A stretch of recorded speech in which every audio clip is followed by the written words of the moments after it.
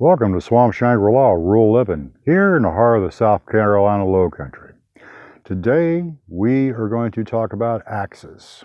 We are going to go into a little bit of detail about axe selection, axe usage, and axe safety when it comes to utilizing this fine tool. If there was a tool that you could use, if someone was to come up to me and say, Big J, we want to take you out on a high adventure camping trip. We're going to drop you in the middle of the wilderness. We're going to give you a boatload of money for doing this. You got to have some compensation. But you only can take one tool. One. You can't take your chainsaws. You can't take your knives. Or you can, but you can only take one. Where are you going to take there, Big J? Well, folks, it's easy. I'll take an axe. You're looking at the original Swiss Army knife. You are looking at the first invention of man. You're looking at the original home defense weapon. You're looking at everything you need to start on survival deep in the hinterlands of wherever you're at. Now you're probably like, really, guy? I don't think so. Well, I do. I know so.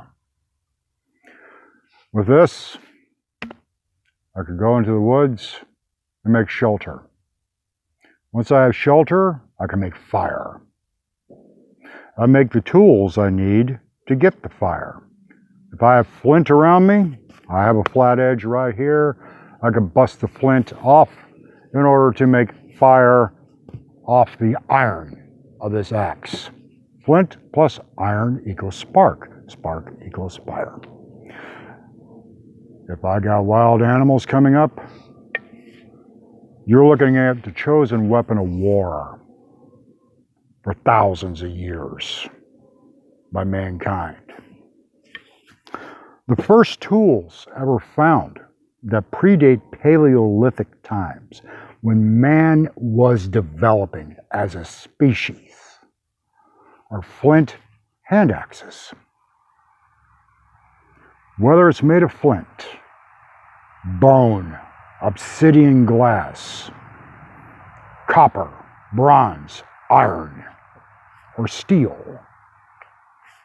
the axe was the go-to tool of choice, weapon of choice, by the Assyrians, by the Egyptians, by the Anglo-Saxons, by the Vikings, who made it famous. Yes, by the Native American tribes, by the Aztecs that would make paddle boards with obsidian blades that lined it on either side like a massive sword. The design is faultless. You have momentum and positive strike.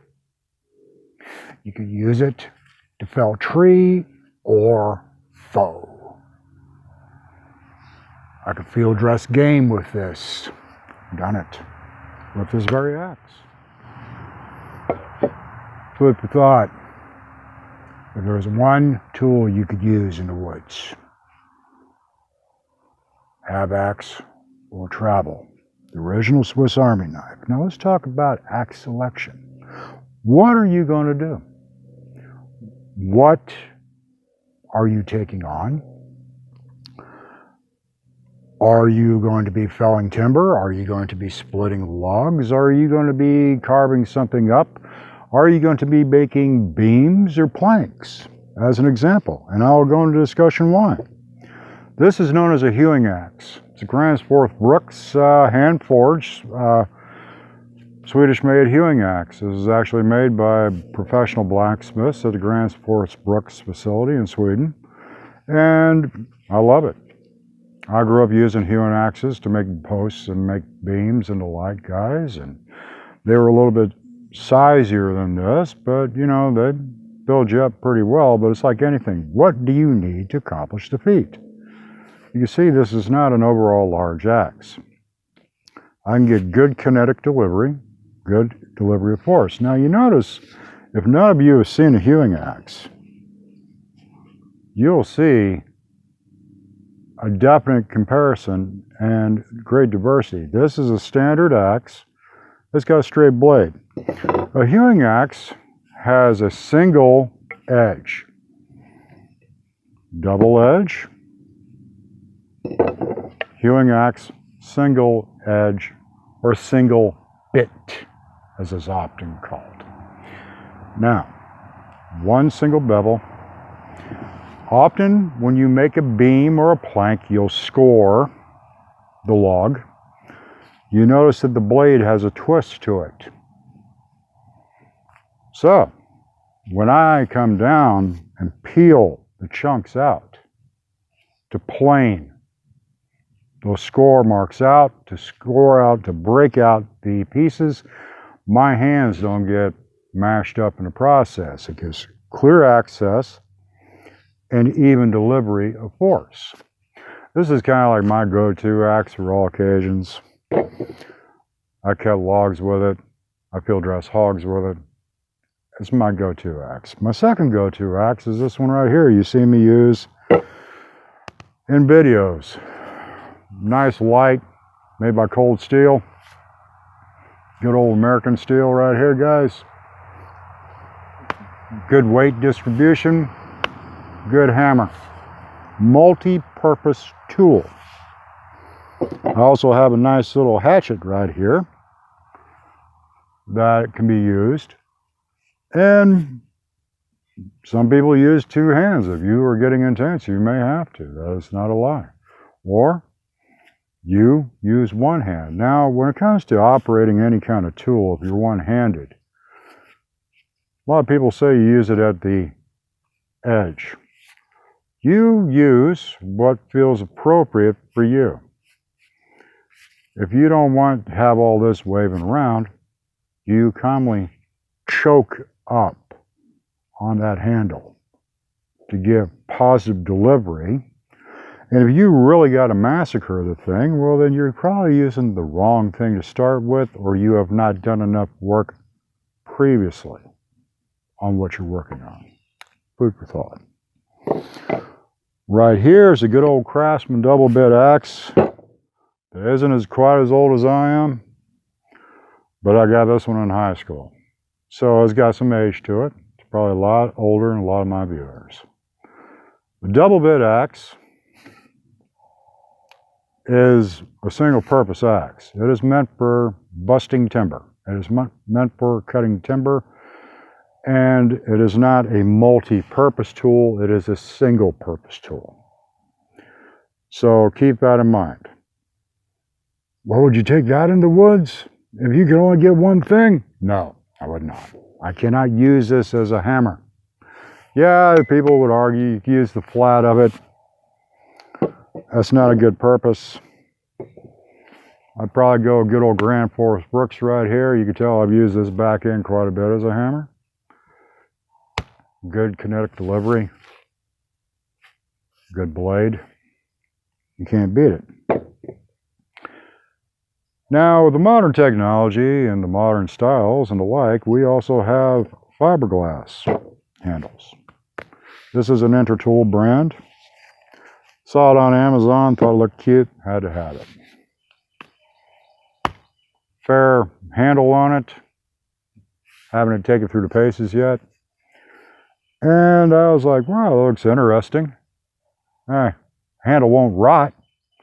So we'll see how it works.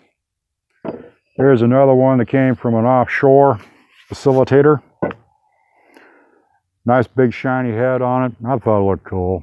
I admit it, I have an axe fetish. I got a chainsaw fetish too. I love sharp things. I really do. They're fun. With that being said, a lot of times axes will arrive to you dull. Not much of an edge there. I've seen better edges on shovel blades. You'll need to get probably minimum 1 file, but I'd probably go closer to 3 files. And something I always keep in my pocket is a pocket puck.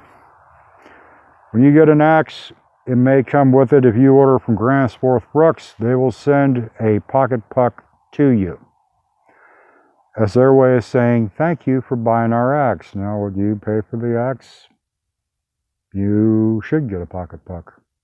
You're getting a handcrafted item, though. Quality item. Hand-forged item. So their way of saying thank you is you get a pocket puck, a pocket carborundum.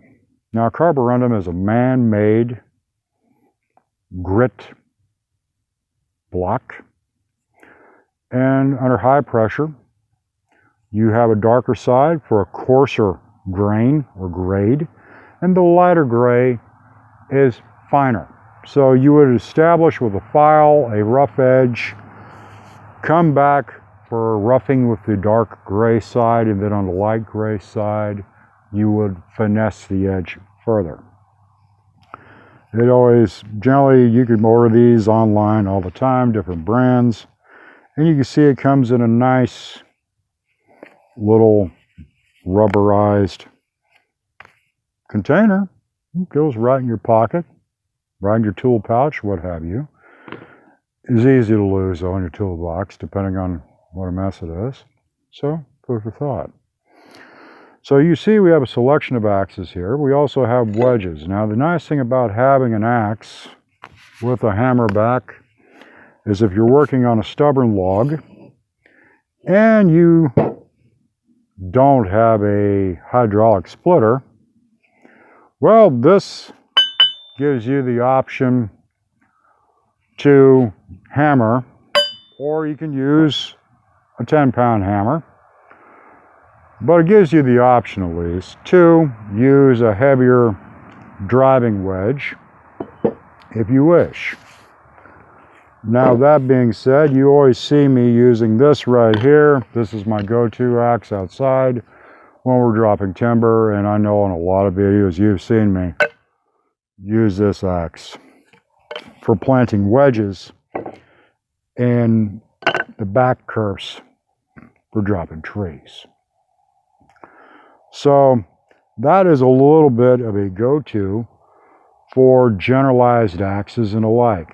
And a lot of it, guys, is based on your own personal need and your own personal comfort level. On a lot of our videos, you have heard us say, don't ever go outside your comfort level. That pertains to anything you go to do in this world. You don't need, if you pick this thing up and you're like, holy smokes, that's a whole lot of axe. And you can tell by cross-section, this is a little more axe than this. This also has considerably more weight than this. Food for thought. Or you might feel comfortable with this. If this is all you truly need to do the task, then go with this. Decide what you're doing. If you are just busting up smaller pieces of wood on the hearth right there, and you know, you're looking to make smaller starter kindling, you're looking to make a little bit more bust out wood and the like, gang, I would say something of this size will suit you fine, or I often use this right here. Good old hewing axe. I have a nice splayed blade, single bit. You got to get used to a single bit, and you generally got to get used to an offset bit if you never used it. But this is not a heavyweight item either. This is meant for use. It's meant for positive delivery. So this is my go-to axe. Like I said, I use it for field dressing hogs. I use it for field dressing deer. I use it for everything there is. Like I said, if I could have one tool in this world This would be what I would take into the wilds in a minute. I'd throw this thing on my back and away I'd go. It'd be all I need. And that's my viewpoint on it. So I hope you picked up a nice little tidbit of knowledge right there, gang. So now let's talk about axe safety. Axe safety is a very important thing to discuss. Safety, by definition, is protecting you and the people around you from what you are doing. So we're going to protect you from you and other people from you. These are very important aspects. Why are you talking about this, Big J? Well, gang, me and my beloved B have seen a fair selection of axe videos that some are older, some are newer, a plethora. And they're scary. I mean, they're scary. They're scary because they're stupid. And as someone who is coming from an industrial field background, I'll just break it down to you in simple terms. Stupid will get you killed. Stupid will get your old lady killed. Stupid will get the guy beside you killed. And that's just the breakdown. So let's discuss how we can make it where you are not stupid. Conscious thought is the key to everything you do when you operate or use any kind of tool. I don't care if it's a framing hammer. Get stupid with it. I'll hear you on top of that ladder screaming because you done smashed that dang hand of yours with a solid framing hammer. Won't be stupid for long, tell you that. Play stupid games, you win stupid prizes. Now let's begin with safety. The first thing we're going to discuss, my loyal viewers, is what is called a line of fire. What is a line of fire, you may ask? Well, when you're using an axe, you're coming down. Coming down. You're going back. The lines of fire for this axe are directly in front of you, to the sides of you, and directly behind you. In a nutshell, don't be around someone swinging an axe. They need to concentrate on what they're doing. You don't need to worry about asking them what time it is, if they want a cup of coffee or what. Stay out of the line of fire. You give me a yell, yo, want a cup of coffee? That's simple. As I said before, me and my beloved B have seen some scary videos. Don't have an axe or wood busting competition.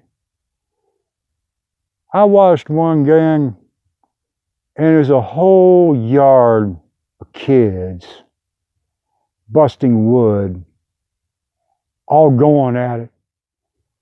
And a man probably looking like he's in his 40s, literally chasing a guy, swinging an axe, busting wood. The video is considerably old, but I'll just come flat out and say it. If there's a video that's earned a dumbass award, that'd be it. That would be the one. No. Be smarter than what you are working with or on. You are dealing with a hickory handle, a steel head, and a damn log. Be smarter than what you're working on. Because, again, I will say it one more time, you play stupid games, you will win stupid prizes. And as this is what I was already previously said, the go-to item by ancient culture for self-defense and warfare, let me tell you the stupid prize you're going to win.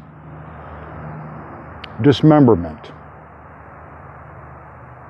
Or a wound that will result in you having an amputation. So we go back to what I said previously, dismemberment. That's the way it plays out. Because if you get a nice wound with this, it's going to go into the marrow. It will go through bone. They will have to take off your limb. I would be willing to say, doctors, if you're watching, jump in and let me know if I'm full of it. I know a lot of it has to do with the stage of the wound, stage of infection, stage and stage and stage.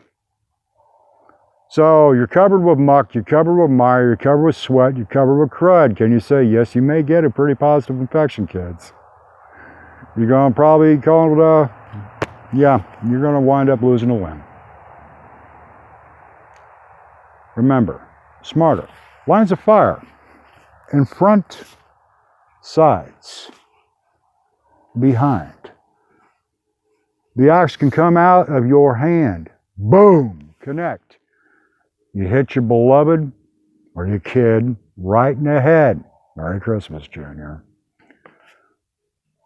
You come up right here. You get tired, you slip. Wham! Comes right here. Or you pick it up. Wow! There it is. Same with this side or behind you. This is not a tool to be trifled with. This is a tool that will serve you well.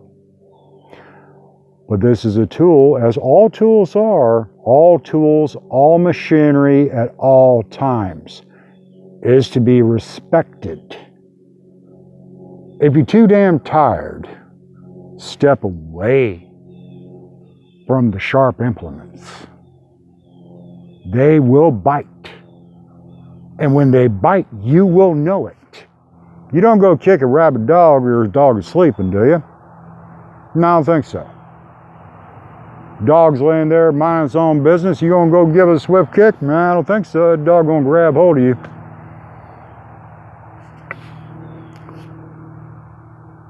This is a sleeping dog that's got a steel set of teeth. Respect the dog. So, we hope you've gotten some kind of knowledge and feedback from this. With that being said, when you decide to use something, you have a clear area, you have no tanglefoot. You don't ever swing at your legs. You always want to put it on a semi-elevated surface off the ground.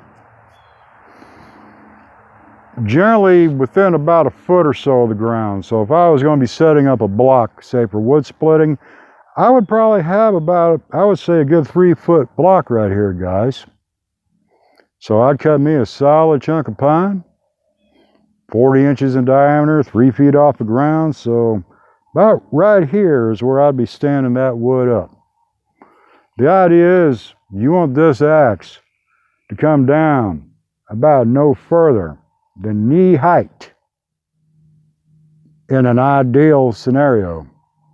About where your knee is the lowest you want to go to the top of your log, to the top of that power piece that you're cutting, that fire log. So there it is, my kneecap out. I generally prefer to go a little bit higher and come up to about my belt line. I'm delivering good kinetic energy. It's coming down, and I'm getting solid delivery of kinetic energy when I hit that piece of log. So enjoy, using your tools. Have some sense when you use them. And if you ain't feeling it, step away from it, because I assure you it will be there when you're done resting. So we hope you've garnered some knowledge from this video, and we hope you garnered knowledge from all our videos, gang. Take care, work safe, and we'll see you on the next one. Thank you for your viewing.